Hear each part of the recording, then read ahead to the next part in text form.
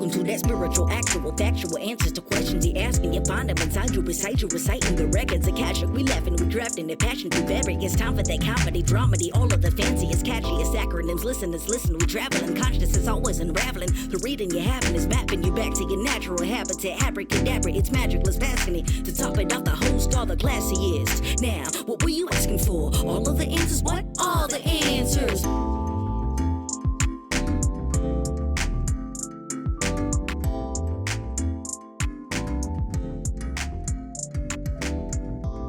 Well, hi. Well, hello. It's you. So 4 months? 5? 6? I have no idea. A year? It's been a year. What is time? What is it? I don't know. And so goddamn much has happened. I know. Banana pants. Oh, I'm excited to catch up. Oh my God. I want to say, for any listeners that exist, first I think we should just talk about the podcast. Yeah. For a sec. And then we should do a catch up. And then we should do some kind of useful content. Yeah. Let's be of service. The word content is also such an icky word. You don't like it? Well, I love it. I use it all the I don't love it, but I use it all the time. But it's been like, I don't think that word really existed before, like influencers and stuff. Like, and then it was all about, it's not about, I guess the word before would have been product, and now it's content. And those are both kind of gross, rather than like entertainment or information or art. Oh, okay. I feel you. Yeah. Yeah, the world changed. How dare. How dare it? Can't have that. Right. Okay. So we're going to talk about the podcast. What the hell are we doing? What's going on? Well, so I reached a place of feeling like all the things in my life were happening out of rote habit. Oof. I had like locked in certain things. I always do this and I always do this and I always do that. And it was feeling weighty like this even. And the podcast became part of that. It was like, I also like wasn't clear anymore what structure would feel good to me to shape each episode around. Mm-hmm. And we were kind of nebulous, and I was fine with that for a while. And then it just started to feel like there's no shape here at all. Yeah. And I feel obligated to show up to this thing that I'm like, what shape does it want to take now? Yeah. So then that was my impetus for saying, can we pause? And then we did. And then from my perspective, and of course I want to hear yours, then like enough time has gone by that I've been like, well, I miss doing that with Cass. I want to see Cass. I want to talk to Cass. I want to talk about consciousness and ideas and teach some stuff and maybe help some people and do some good and bring some sass. But I don't want to do it how we've been doing it. And for a while I was like, I don't have an answer to how I want to do it, so we can't do it. Right. Then I was like, wait a minute. I know this much. I want to do it. And I don't want to do it regularly but that regular has to be every Friday, whatever, Monday, whatever. Yeah. But then I was like, right. So now I caught myself and realized we're talking here about strategy and authority, at least through my lens, right? I think we're talking about, my strategy is respond. And my authority is wait through the wave until there's clarity. And like that, and I have open ego. So this is not a consistent person you're looking at. I don't have a fixed ego with a lot of consistency. My rhythms and timing are not consistent. They're inconsistent. Yeah. And so it dawned on me, if we could do this in a way that is inconsistent, we can, then I'll be good. Yeah. And then I thought maybe that would work for you, knowing your chart a little bit. Oh, yeah. I mean, the inconsistency thing, like, I think this is something we've struggled with all along, where for a while it was like we were both very beholden to the idea of no, we've got to keep doing it weekly. And then at one point we went to biweekly only out of necessity, but we wanted to get back to weekly. And then we got back to weekly. And I was at some point proposing, well, what if we went back to biweekly? No, we got to do it weekly. Like, we were beholden to this idea of consistency for the sake of our listeners, possibly because we're building a brand or something like that, that maybe we'll get sponsorship. There's a lot of sort of, it was more about sort of, we loved doing it, but there was also this sort of goal maybe of having it become something of a thing, of a business. and which required, this is my interpretation, required some consistency and something like that. But as it's been sort of revealed, like that didn't really happen. The next level up, we got we have an awesome group of people who listen to us, and the audience still was growing and stuff like that. But it wasn't this other level of like, somebody that we were beholden to because they were giving us money or anything like that.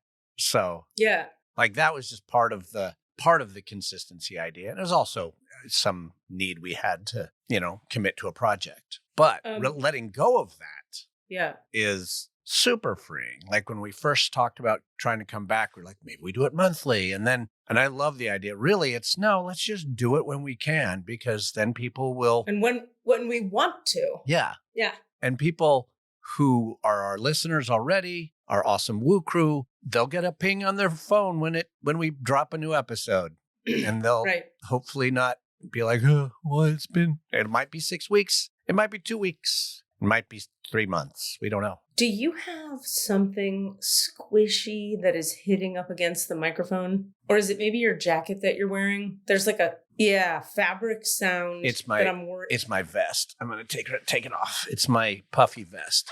Are you going to be cold? No, I have a jacket. Okay, great. Thank you. Thank you.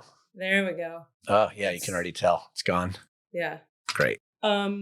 I think for me, I got caught in other people's ideas about how this should go, like other people we brought in or that got brought in various ways. But also some of that was a projection of mine onto, some of it was just me projecting. And some of it was it was a little people pleasing, I think, on my part. Yeah.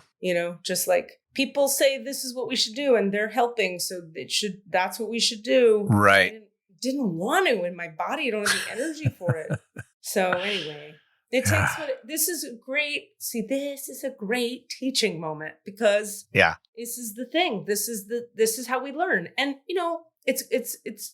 this comes up a lot with my clients. They'll say like, oh my God, I didn't follow strategy and authority, and then this thing happened. Like as if God is watching from on high and waiting to punish you or take away points or something.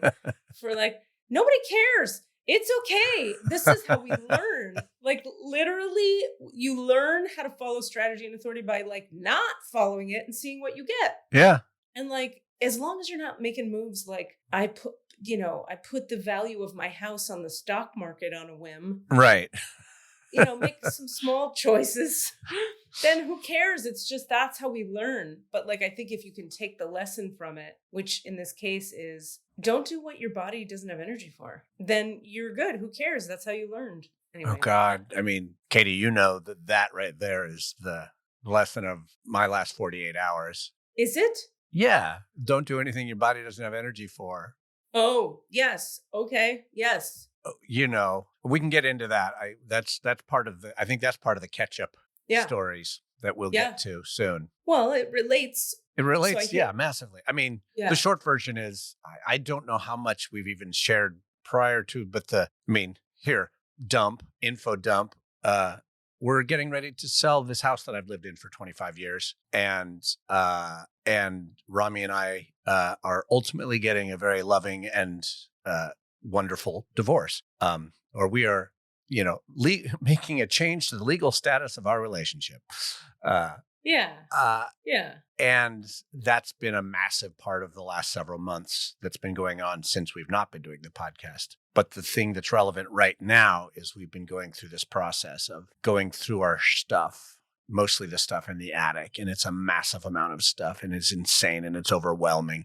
And for a while, it was actually a good thing. Like it was a process that we were enjoying, and working together has been really wonderful. And it was sometimes a bit of a burden, but also kind of a cool thing to be doing. And then it just hit the effing wall. We just couldn't anymore. And we had to, we thought. Yeah. But we didn't have the energy for it or the emotional desire or any of it. And it was like, what and Katie, you and some other wonderful friends of ours, multiple people really just chimed in to say like, you can hire people to do that.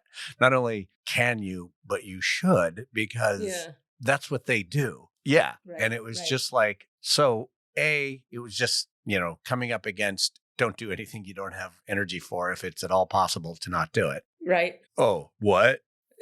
And then and grinding that up against like deep conditioning from both of our families, both Rami and me, of no, you do it yourself. You can't afford to pay people to do things. You do it yourself. Right. And that, like, that's not just a simple little idea. That's a very deep rooted, like, Yep. makes me want to cry level of like, whoo, that's, you know, that's both of our families.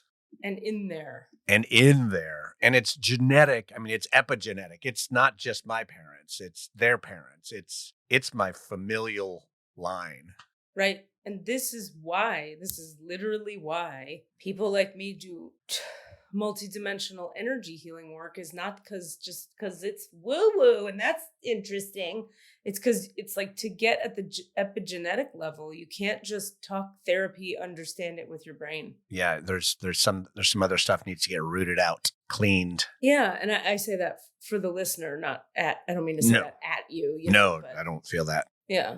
You know, and like you said it very, very clearly and specifically. Rami shared some of the voice message that you had memo that you had sent them, and I was really awesome to hear. And then without really getting into the details, I had shared some of this with Denise, and she also kind of, I would say, channeled a lot of this almost word for word. Oh, wow. The same information you were saying. Yeah.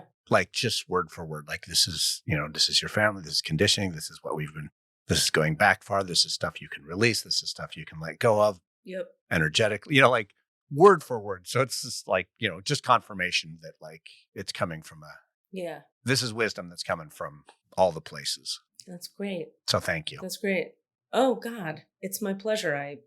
It's been a delicate line to walk, where I actually said this to Rami months ago when they were in Ashland, and not ready to hear it. I think it was a little too soon. Me too. Denise said the same thing to me. And you probably said the same thing to me, and neither of us are ready to hear it. It was not the time. We needed to go through the part of it that we needed to go through. Yep. And that's another little thing for the listener is, there's a little saying I like, all the systems I've been through and all the stuff I've studied, and even if a thing turns out to be a toxic system, they might offer some brilliant gems. Exactly. You just take what works and leave with it. Take what you like and leave the rest. But anyway, they said, when you tell people something they're not ready to hear, it comes back at you with daggers attached. Yeah. And in this case, the daggers were very minimal. There was no painful daggering, but it's just, people are ready when they're ready, and they're not when they're not. And none of us can push the river of that. Mm-mm. And we may want to, but yeah. But we have to say it and then just hope that, that seed later on gets through, maybe, if it needs to. Or we wait and we just wait for the right, just suss it out. Who knows? Yeah. As long as you got people that are compassionate on both sides of a conversation, you can again, that's another example of starting from the thing we were talking about before. It's like, we don't have to do this shit perfectly. Uh-huh. Part of how we learn how things work is you just sort of bump up against the edges incorrectly and go oh, here's the middle. Yeah. You know what I mean? Yeah. So, okay. So this is good. Back to the podcast. Well, no, what else is there? Oh, no. So go ahead. No, I was just going to say, so you started to say just now, there's just been a lot. I feel like a lot for you. I know my whole deal, which we can get into later. Mine's the same old shit. I'm healing stuff, and then I'm healing more stuff. But there's other things. But so let's see if we touched on all of it. Can you share a little bit more? Because I feel like if I put myself in the position of the listener, it's like there's so much for all of us to learn and glean from how you guys have been doing relationship, how you're uncoupling in a certain, you're doing it in such a unique way on so many levels that I feel like there's a lot of useful content there. Sure. Thank you for asking. I would say, well, if we go back, some months, right around the time that we probably recorded our last, I don't remember if we even got to this in our last episode some months ago. I don't think so. Rami and I, we've been legally married for 22 years. And so, separated of sorts for like 7 or 8 years or however long Rami's lived in New York. And always still staying married. And there have been discussions in the past about, we should get a divorce. No, let's not. And that was more me clinging to. No, I refuse.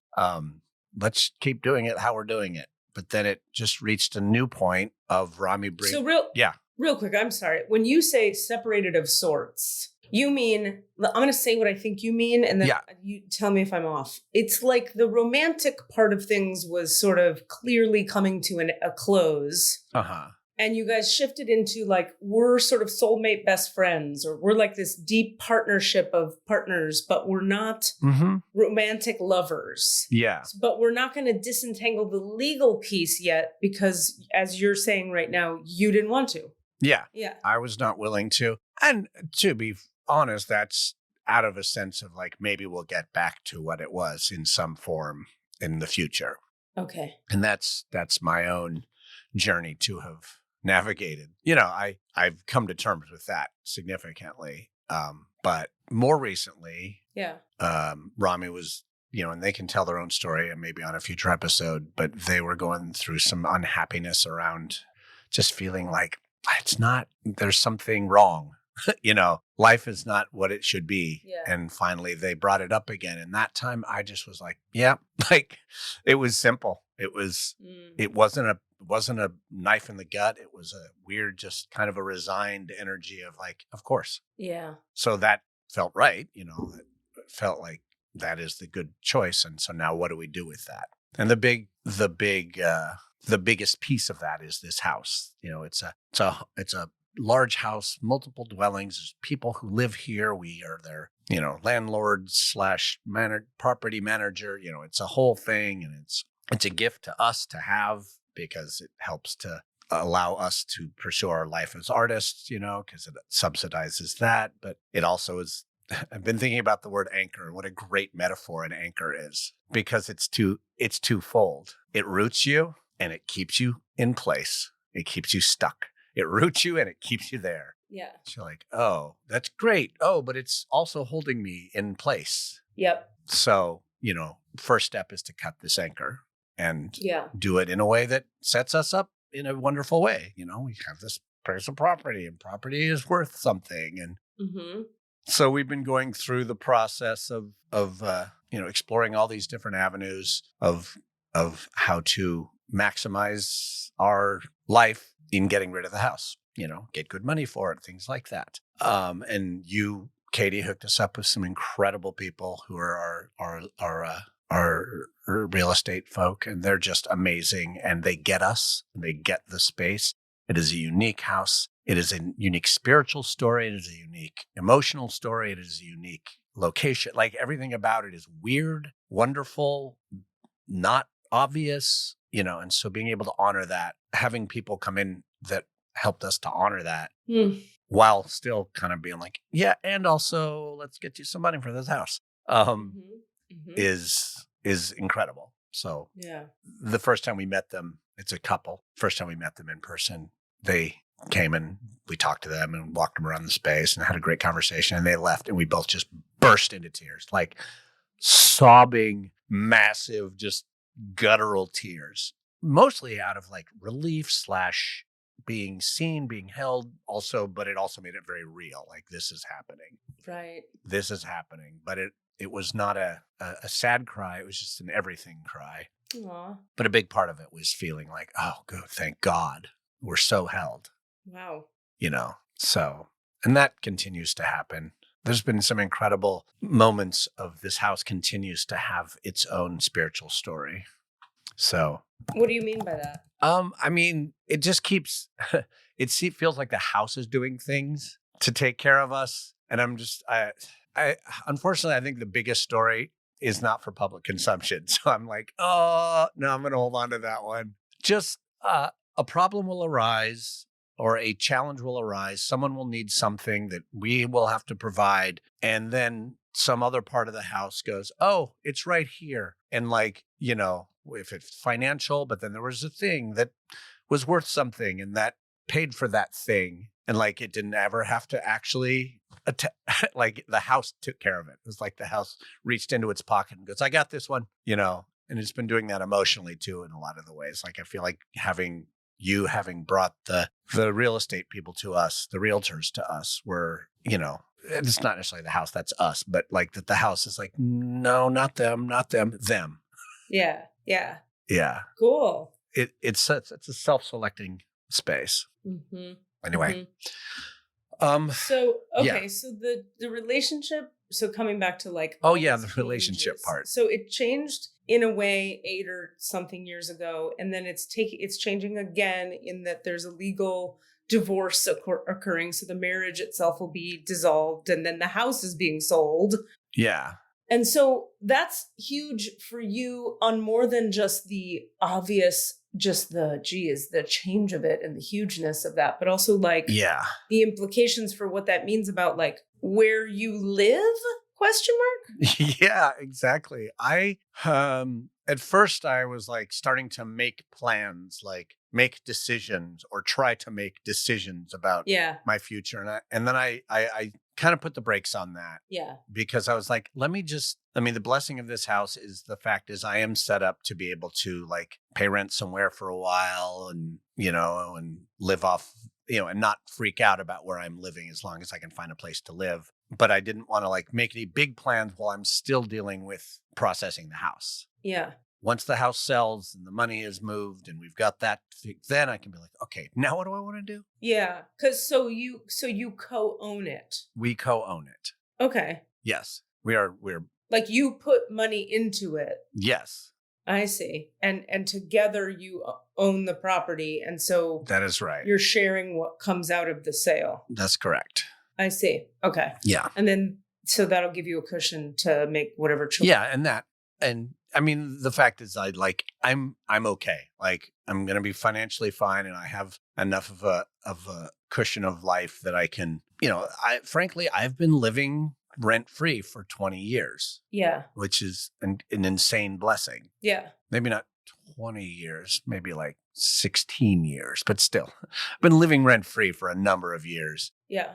Working for that rent, doing all kinds of stuff, but not having to pay rent. Being the landlord and fixing stuff and Yeah. And so that's a huge shift in my reality. Like, oh, now I actually have to do things in a different way. Right. So it has also kicked my butt into like, oh, what do I want to actually be doing? Even though I'm in my early 50s here or mid 50s but I'm still looking at what is Act 3? Yeah. And as Denise said, oh, you'll get to make decisions for the first time in your life.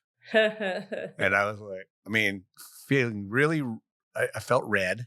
Like I got red for filth a little bit, but also like seen and deeply truth. Yeah. Everything's always not necessarily come to me, but it's been laid out in front of me for me to choose. Interesting. Rather than me going, I want to do X, A, B, or C, and going after something. I haven't ever had to like create anything to choose. Wow, that's interesting. Yeah. Grad school, it was the only school that offered me a spot. And so that's where I went, and then even this house, it's because I was in relationship with Rami and moved in, and then their mom passed away and we took over the house, Yep. All the things like they've all kind of come because of where I was and what I was doing, but not because I pursued something or went after something or made a big decision about something. Got it. Interesting. I wonder if that'll continue. Maybe. The only thing that keeps bubbling up for me, and I'd love to talk more about it at some point, if not now, is I can't shake the idea that I'm actually supposed to now be teaching college. I love that idea for you. Yeah, but like a significant position, not just like teaching a class once a week, but like finding a position at a college somewhere. I'd have no idea where. Would you be open to it being elsewhere? Yes. Yeah. The first version of this came up because Shasta, right? I started thinking about my parents. Yeah. And they're in their 80s and they're doing great, but they're in their 80s. And like, oh, what if there was a community college near them that had a theater department that needed an amazing human to come up and take over and teach them rural youngins what theater is all about. Yeah, for sure. And they don't need me right now, but, starting that process. But so that's what sort of kicked that idea into gear. And then I was like, that is something I want to do. Oh, shit. That's what I want to do. Huh. It's weird to think about that in your 50s because most people who start teaching college start doing it in their 30s, and whatever is whatever. And I just hope I, Yeah. can impress upon them how amazing I would be at that. Yeah, for sure. Well, okay, so you're saying you'd like it if it were up there, but you're open to it being elsewhere? Mm-hmm. Yeah. But that level of it is still a little squishy because I just haven't chased it down enough yet because my head is too full with the present. Yep. Yeah.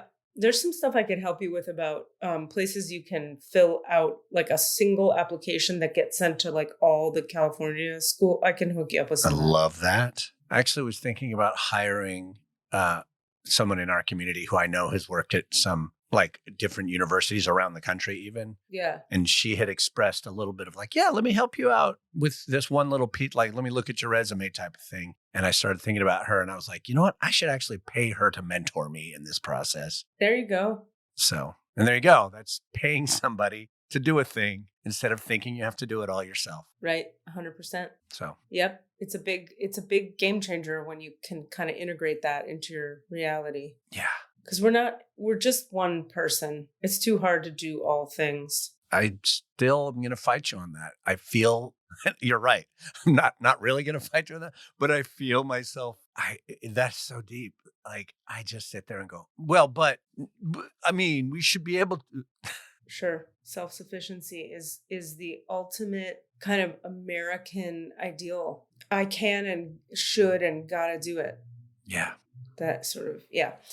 I get it. I understand. I understand. This is the gift of having had a very sensitive body for a long time, is I had to learn delegation early because I can't. I didn't like to tell anybody I couldn't. So I would just like hire people in the background and just not tell people about it because I'd be like, it looks like I did all this. Yeah. So I had like pride and fear of admitting the vulnerability of it, but I really didn't have a choice in a lot of ways. So anyway, I hear you. It's a deep one. But it's definitely work throughable and you're doing it. And so you've got that huge life shift and then like, okay, I don't know how we're going to transition into this little thing I want to teach here. Let me think. What were we talking about before that then? I will say this. Coming back online, let's just be honest. We just edited out some stuff, y'all. And I will say that there's an imbalance in our levels of like what we want from our romantic connection right now. Mm-hmm. Or what we're called to at any given time. No shade, no shame. Nobody is doing anything wrong. We're just where we're at, and what we want right now is not in sync. Uh-huh. Mm-hmm. And we are spending time together, and we love each other. We talk every day, and all that is great. So you're really good friends, and it's not shared vision for what you want romantically. Yeah. And I would say that in the moment, like in the right now. I don't know what that means. Yeah. Okay. I don't know if I can explain it any further. As opposed to in the future. Yeah, it's not. We're not even talking about the future. We're just talking about the present. Isn't that all there is? Yes, you're right. That is all there is. Okay.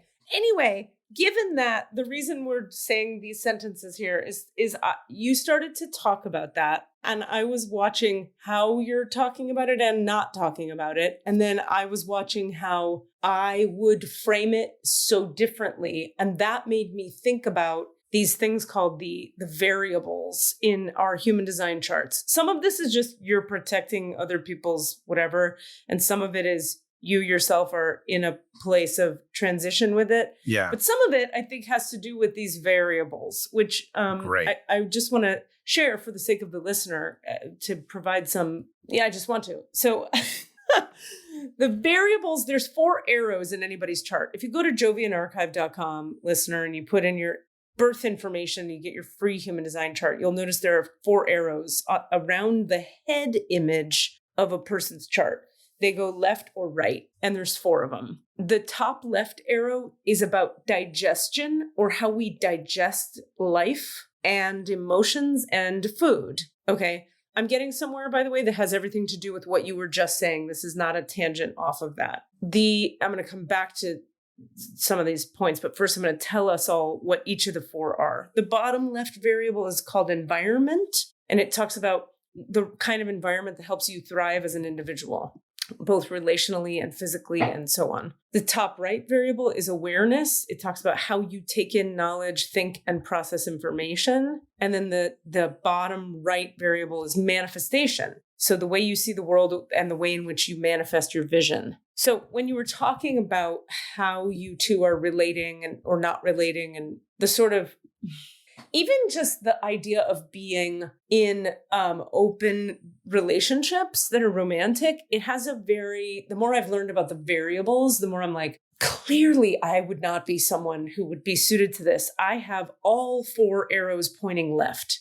When the arrows point left, it's active, directive, strategic. It's like, so I'll read you, for example, the top left variable, digestion, pointing left. You actively digest life. Consistency is key, and a regular schedule is your best friend. When you stick to consistency, you feel better about yourself. To-do lists, planners, daily rituals, meal planning, and routines work best for you. Now, let's say you had the top left variable, digestion, pointing right. You passively digest life. Routines make you feel suffocated. You crave spontaneity. When it comes to memory, you may not be able to recall or memorize exact details. As it relates to food, your meal schedule may change from day to day. This is normal. So you see, the right-facing arrows are receptive and more passive, and more go with the flow, and more open. And the left-facing arrows are very like directive. It's like this. I make a plan and I head towards it. And clearly, none of this is right, wrong. This is just how people are. And the more I get to know people's arrows, I'm just like, man, that clarifies a lot of shit. Yeah. And so I think Rami and I got into this a little bit. Like, we started nerding out on the arrows, and now I can't remember which I had. But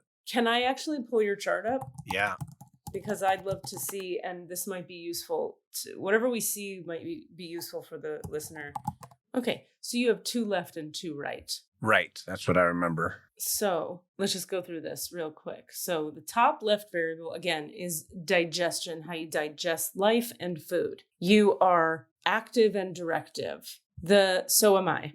The top right arrow, I'm going to do this out, is awareness. You are left-facing arrow, so you're active and directive. So let's read that. Top right variable, awareness, pointing to the left. You have an intentional and strategic mind. You think in patterns, logic, and statistics. Traditional schools and standardized tests are built for your type of awareness. Meh. Your thoughts are fact-based. You don't like ambiguity and may think in a very black and white way. Whereas if you had some... I mean, that's true-ish, yeah. Right, but let's balance it with the other 2 that you have that are not that way, and then the ish probably arises in the other 2. But for the listener, if your top right arrow is pointing to the right about awareness, you have a more receptive awareness. It might not be super easy for you to memorize facts and details. By the way, I have a left and it's not easy for me to memorize either. But you may make intuitive connections between things. You also likely sense deeper meanings behind things. Sometimes it feels as though your thoughts are all over the place, but they make sense to you. This feels very Rami to me, by the way. Yeah, I think we share this. You are known to think in an artistic, creative way. No, I think Rami has right. You have left. Oh, okay. Yeah. Yours is strategic awareness. I think Rami's, my guess would be, is not. Okay. But I don't know. We'd have to look. Yeah, I forget. We were sharing some and not some, and we were like, oh, yep.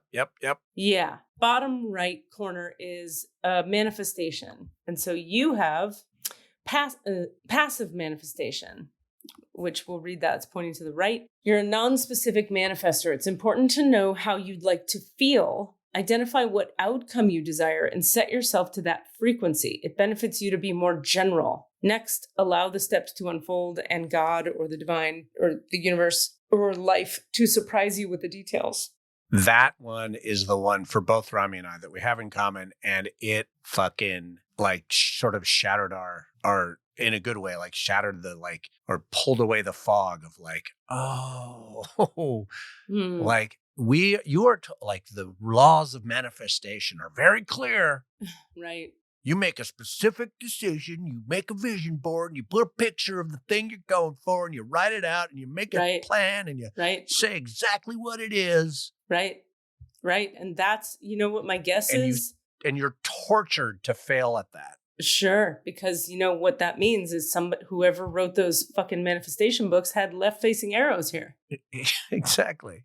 Or thought they should. Yeah. And as soon as I just got the last sentence. Yeah. Let me just get the last sentence. Yes. Next, allow the steps to unfold in the universe to surprise you with the details. The delays and detours may be something intriguing, as the big picture is the focus, not necessarily how you get there. Yeah. Whereas, just for those who are with me on this one, bottom right, manifestation pointing to the left. I'm a specific manifester. I'm the type of person who loves envisioning my future in detail. It's important I'm crystal clear on the details. You could do this by vision board, placing an order with expectation that it will indeed come. You may notice you have a need to control things. You think? Okay, then, so that's just, so what were you were gonna say something there? No, just the feeling thing is deep. How do you want it to feel? Yeah. Rather than what do you want it to look like? I think that's good advice in general, how you want it to feel. Just like what this arrow talks about is like specificity or generalness. Yeah. Yours is general. Mine is general. But even, doesn't it actually say a thing like, look at how you want it to feel rather than how you want it to look or something like that? No, it didn't say look, it said feel. But that sounds like an Enneagram type 3 thing. Maybe not look, but like the difference between specificity and general had to do with feeling versus. Yeah, but what I'm saying about that is that is good advice for all humans. Even if your arrow is looking the other way? Yeah, but here's why. So here's what the words said here. You're a non-specific manifester. It's important to know how you'd like to feel. Identify what outcome you desire and set yourself to that frequency. Right. It benefits you to be more general. Yeah. Next, allow the steps to unfold and the universe to surprise you with the details. Delays and detours may be something intriguing, as the big picture is the focus, not necessarily how you get there. Whereas if it was going to the left, you're a specific manifestor, the type of person who envisions the future in detail. Be crystal clear on the details. Create a vision board. Place an order with the expectation that it will indeed come. You may notice you have a need to control things. So, in other words, something I know being a specific manifestor is it helps me a lot to know what the feeling of the thing is. It doesn't matter whether you're general or specific with regard to the feeling thing, but they're teaching you how to understand generalness by using the word feeling. Gotcha. Because if you think about it, like, I don't know, think about your acting career. How you want to feel is, I'm going to stab at a guess, wanted and desired and booked and creative and fulfilled. Yeah. Okay. So it doesn't matter if that's 4 shows at the Aurora about the Shakespeare. Right.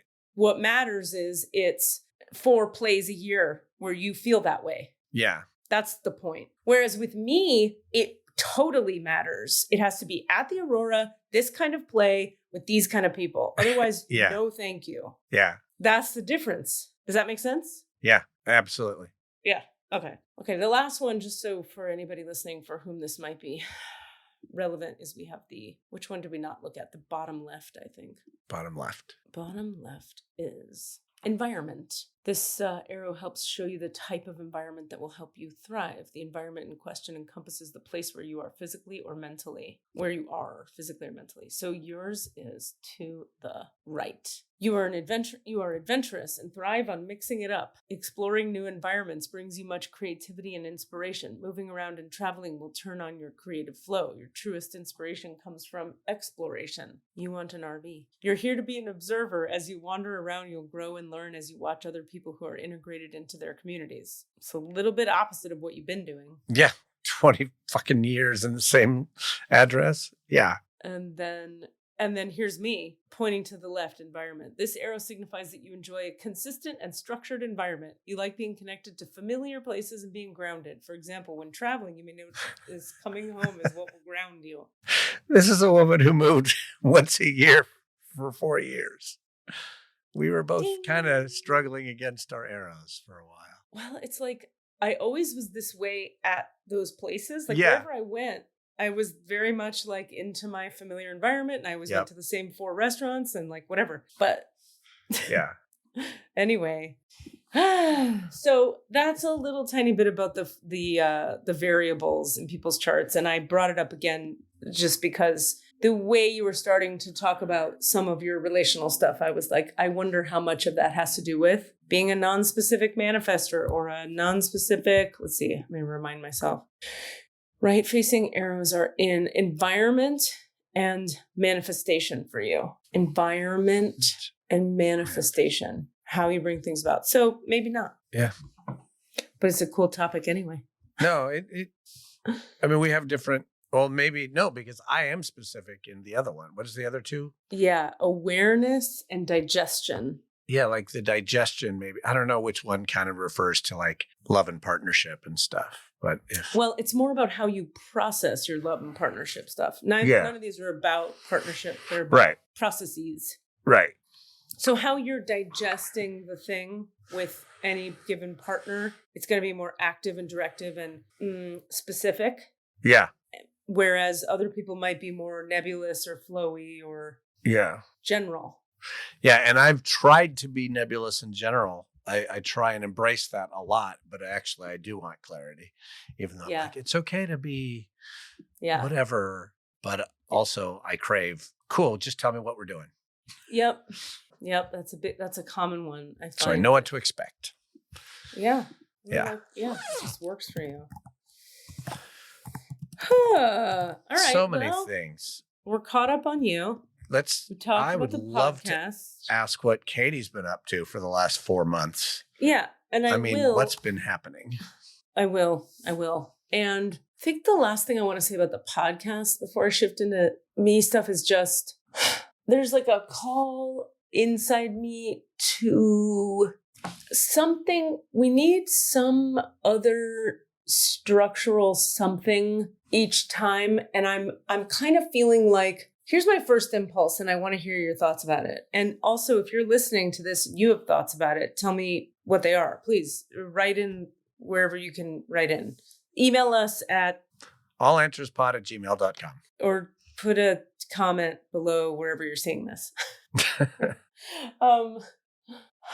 I keep thinking about it would be cool if there were just one chunk of teaching an idea, offering concrete information like what I just did. That was one little chunk of here's what the arrows are. Mm-hmm. And then it's us relating to it and responding to it and sharing about it and taking questions and whatever else. So that we're delivering something that is for the people. Yeah. And then we're just being us in response to it. Yeah. I mean, do you think that is like that we try and bring in at least one specific like teachable topic every day, and then maybe our stories and personal reality will go around that? Or like you'd say, I want to talk about the arrows today, so let's make sure we get to the arrows today. Do you want to show up with that level of like one of us has a fallback teaching topic? Is that what you're suggesting? No, I'm suggesting I come in with something to teach. Great. And we discuss. Cool. That's what I'm suggesting. But if you have ideas around, I can always send something your way if I have an idea. But it's mostly giving me your ideas. Your ideas, you swim in those oceans. So that's the thing is like the whole impetus of this whole thing was like we started this podcast with like I want to share these ideas and I want to teach these concepts, and so I also have a real impetus within me that like, if we're putting content in the world, it has to be offering something that is for them specifically. Now that's just because that's what I need. That's not like the right thing to do. That's just like what I need to do. Yeah. And I think we sometimes have like sort of relied on, well, our stories become relevant and somebody's going to get something out of everything. And most of the time we do end up on a specific topic or a specific teachable thing that emerges. But there have also been plenty of times where we've just been like telling stories and that might resonate with somebody. Right. And I totally agree, because I actually do crave specificity in my... So it was like for a while we thought the guest would be the structure around which we would respond. Yeah. But that wasn't quite the right fit because I'm so specific. I would want like a certain kind of guest, but then neither of us is out there interested in or having energy for finding those people. But when they arise, we can bring them in. Yeah. Anyway, that's my idea for that. That's the last piece I wanted to say about that. And if the listeners, if you have thoughts and feelings about that, share them if you wanna. Okay, how the hell would I possibly catch you up on what's happening with me? You had just bought the house. Had we? I think you had. Okay. That was the last thing they were left with was we're buying a house. Holy shit. God. Yeah, well, we bought this house and here we are living in it. Thanks. It's been a great episode. This has been Katie and Cassidy. Good to talk to you.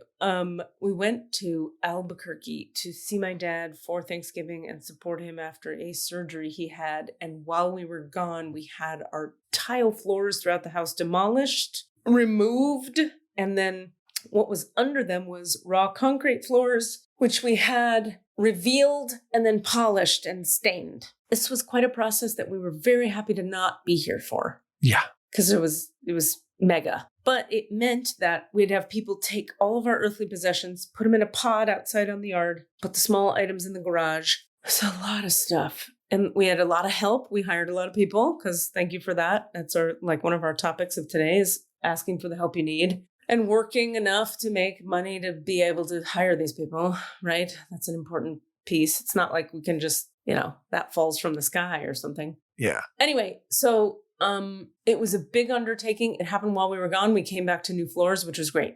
Since we've been back, we've been like putting the baseboards back on, had to hire someone to do that, putting the closet doors back on in every room because they got shifted because the floors are different, touching up paint everywhere. We had to have the house cleaned top to bottom by 5 people at once because it was so covered in dust. Lots of housey shit.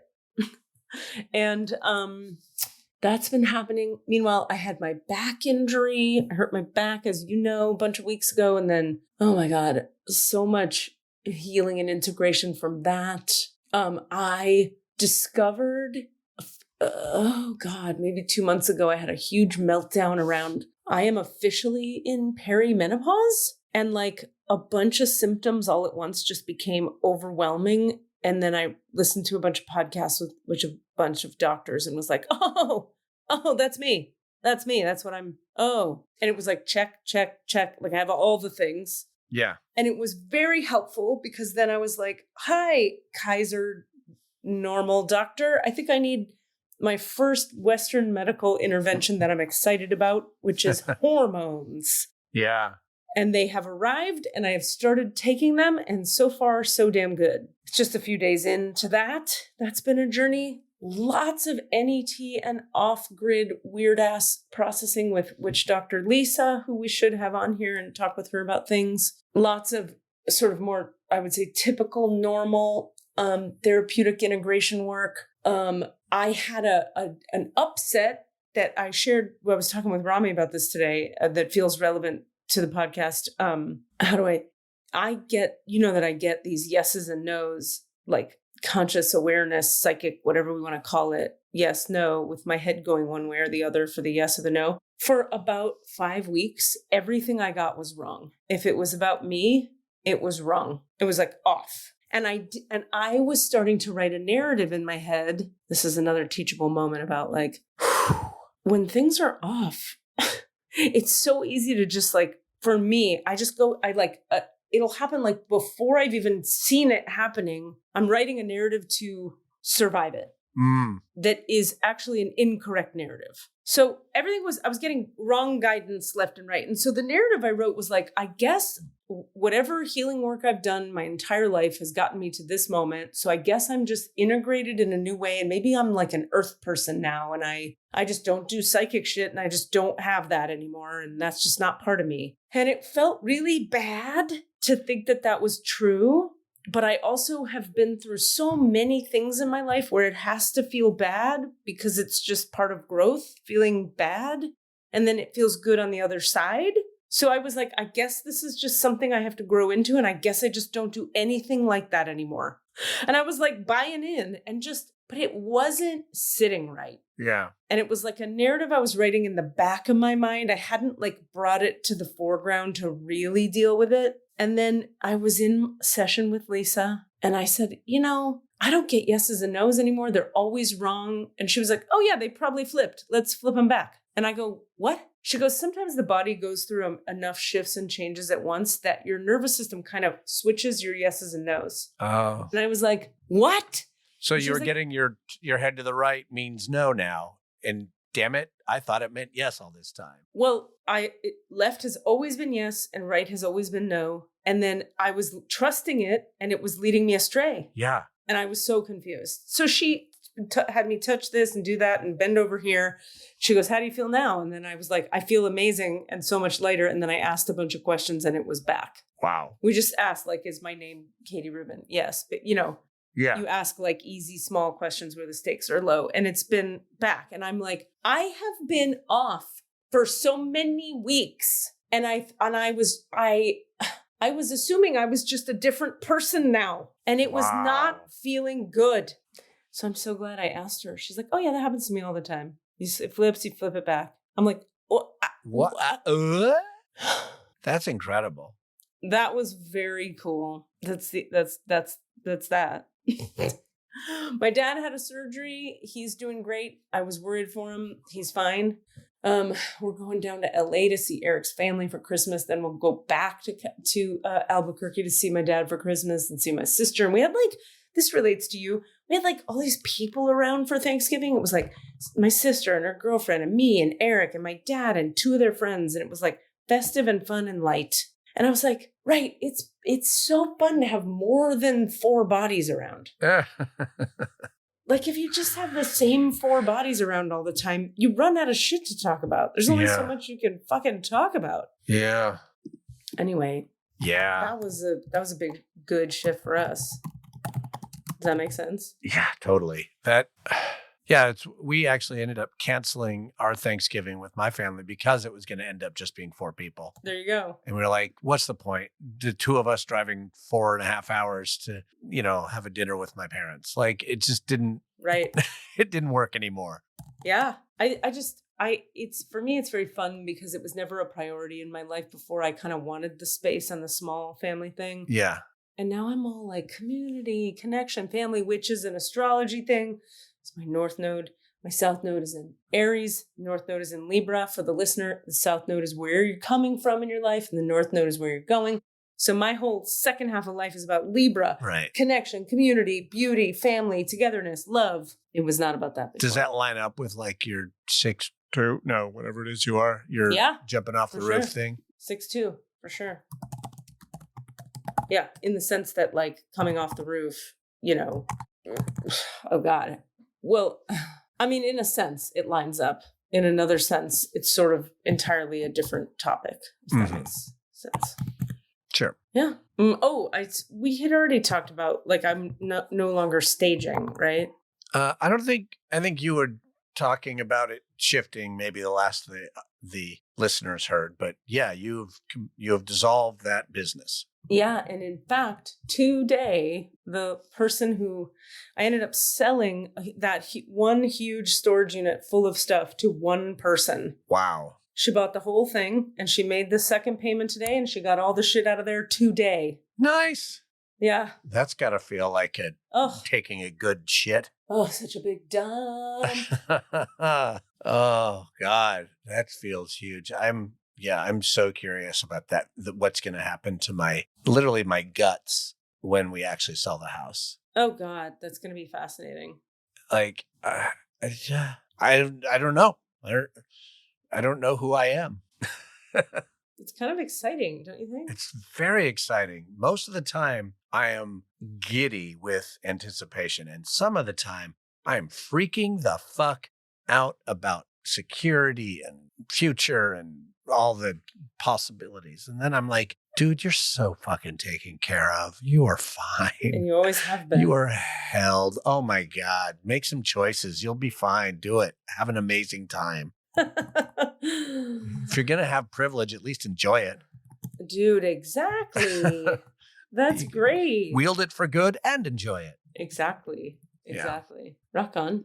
Yeah. Well, that's clarifying. Not to make it back about me, but Please do. just that idea of movement and freedom is like, because you put your whole self into that. Oh, I sure did.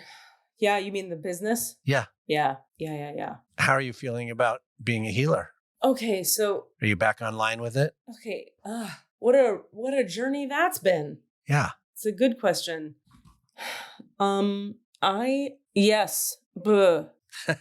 I'm trying to think of the most condensed way to sort of tie that up in some kind of bow that makes any sense to anyone but me. I was out of balance with it. And I have a thing where I need to take vacations that are consciously fully vacations. Like it's very important that I build in, like, for sure, for real, I'm not working during these weeks that I'm off. Like, I have to take actual vacations. I say that because the longer I go without doing that, the heavier the burden of helping people through their deepest shit becomes.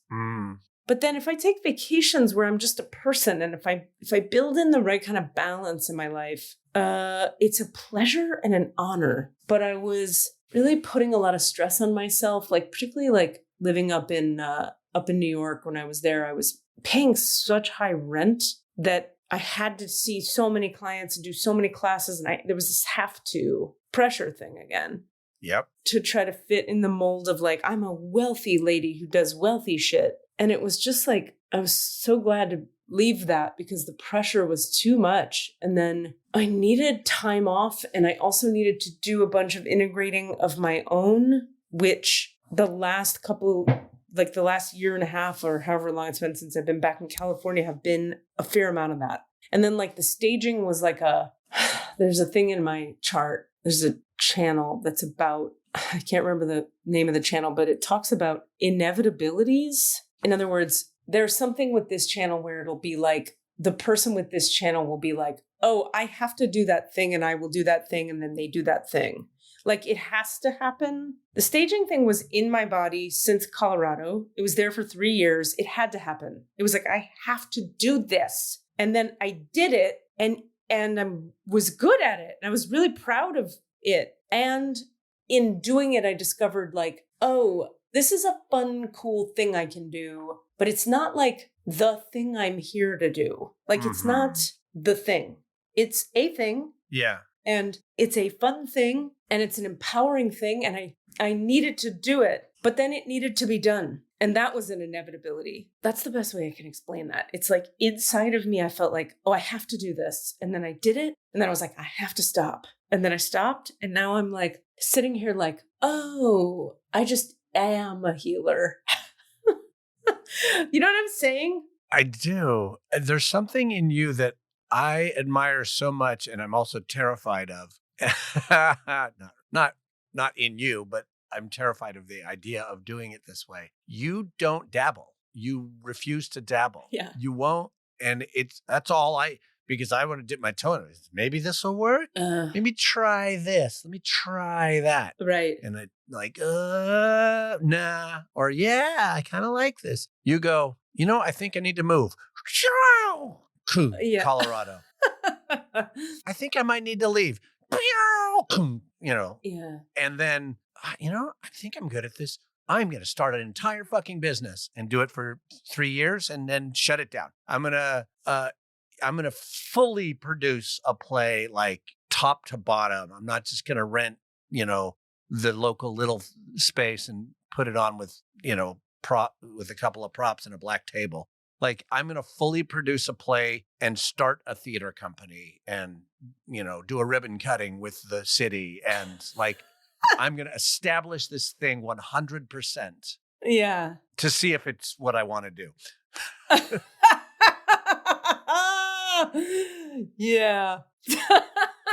And our listeners have gone on this journey with you, so they know. They've all been sitting back going, wow, Katie, you just did a whole thing. But yeah. And I don't even know if you see it that way when you're doing it, but that's how it looks from the outside, like 100%. That's great. In order to test the theory. Well, yep, that seems right. The way I would say it is when I go into it, it has more of a feeling of, less a feeling of testing the theory. It's always like after I've tested the theory, I go, oh, I was testing a theory. But in the doing of it, it's a feeling of this must occur. Right. I'm called, I'm driven, I'm yanked forward by an energy that's like, you'll do this now. Yeah. And I'm like, okay, we're doing it. Like I must do it. I'm in awe of that level of clarity and vision. Huh. And I'm in awe of it. I've never felt anything like that. That's the I've never made a decision part. Like, right. It's more like, oh, I'll go to school. Okay, yeah, I'll go to school. Oh, I'll move back to California. Oh, okay, I'll move to New Mexico. Oh, okay, move back to California. Sure. Right. Like, it's the opposite end of that thing. But that kind of sounds like response to me. Yeah, it may have a lot to do with our arrows. Well, but strategy and authority. So your strategy is respond. Oh, that response thing. Your strategy is not initiate. Like manifesting generators, I'm not, are you one? Hold on. Yes. You are Manny Gen. Manny Gen. Yeah, but you only have, see, that makes sense. So I'm looking at your chart. You only have your emotional center and your sacral motor defined. Right. Connected to the throat. You don't have a G center defined? I have shit defined. Or the root. Or I have throat and sacral and one other. Emotional. And emotional. Okay, so I mean that's what that is. That it's you don't have like 80 engines in you that are like, go now, go. That I'm trying to right. And I judge myself for that because this is what we do. This is yes. And like I'm even trying to describe your process without judgment. Like it just is that process. It's not that like right. What the fuck is wrong with Katie? Yeah. She's starting these businesses and then burning them to the ground. No. And I judge myself for not having that clarity of vision. Like, God damn, what the hell's, I'm just floating along, like responding to my environment. But look, that's why I'm pointing out your chart is to say that it's actually potentially quite correct for you. That's what you are. That's how you're built. Yeah. Also, let's see here. I'm looking at your incarnation cross. Your cross has the energy and drive to go and explore the world, but it really isn't just about you. This is the energy that compels you to bring others along on your exploration. This is the force that led us out of the Garden of Eden. The energy also has ties to art and bringing expression into form. This cross could go through a period of sadness as there's a lot in the world that is not Eden-like. But fear not the drive to lead or share. Your sense of exploration will come through because that is what you are here to do. Well, that's my new desire to be a full-on teacher. Very cool. Is tied to that. Feels very tied to that. And also tell me if this lands for you. I feel like this whole house going away thing, it's almost like thrusting you into the adventure that you're built for. Yeah. And the exploration. Kind of interesting. I mean, look, Cass, I look at your chart. This is not, you have 1, 2, 3, 4, 5, 6 open centers. There's no, I have no fixed or reliable source of guidance. You've got a sacral motor and except for words to say about it and feelings and words to say about those. Yeah. That's it. You know what I should do? I should have a podcast about feelings and emotions. If only. If only. Interesting. Yeah. Well, that feels like a nice wrap-up note. That's great. I like it. Stay tuned for more teachable moments. Inconsistently. As we feel the fucking vibe to do it. Inconsistently delivered. That's our all the answers. Teachable moments, inconsistently delivered. Oh, fuck, I love that. Do you think we need a new theme song? Maybe. We do. Let's get someone to write us a new theme song. Okay. Anybody want to write us a theme song? Email us. alljustpod@gmail.com. I love you. All the answers. All of the internet. All the answers. They're performing this weekend at the Aurora Theater. Fun. The writer of that song. Cool. I'm going to call you, actually. Maybe we want to go. Okay. All right, let's go. I love you. Bye. Bye. What are you asking for? All of the answers? Say what? All of the answers? Yeah, all the answers. Hey guys, thanks for listening. We'd love to hear from you. Please email us with your questions so that we have questions to answer in the Akashic Records. Our email address is allanswerspod@gmail.com. That's allanswerspod@gmail.com. And if you'd like to find us on Facebook or Twitter, it's @allanswerspod, @allanswerspod. Thank you. So I'm just calling that out. I would like to edit that little chunk out. Mixed and edited by Desmond McNeese for We Mixed It. Go to whatsoundsawesome.com. Oh my God. We did it. We did it. Diddly boop boop bow. Shibbity bop.